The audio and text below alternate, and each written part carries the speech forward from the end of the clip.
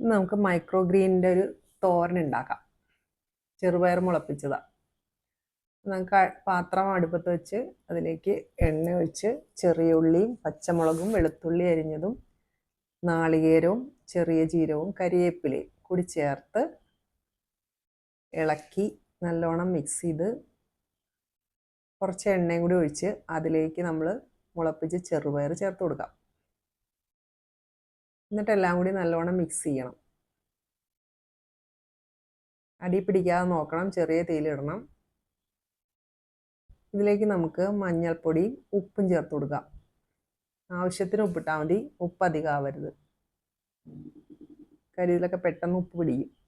കുറച്ച് നേരം നമുക്ക് അടച്ചു വെച്ചിട്ട് ഒരു 5 മിനിറ്റ് കഴിയുമ്പോൾ നമുക്ക് വീണ്ടും തുറന്നു നോക്കി വീണ്ടും ഒന്നും കൂടി ഇളക്കി ചെറിയ തീയിലിട്ട് കൊടുക്കാം.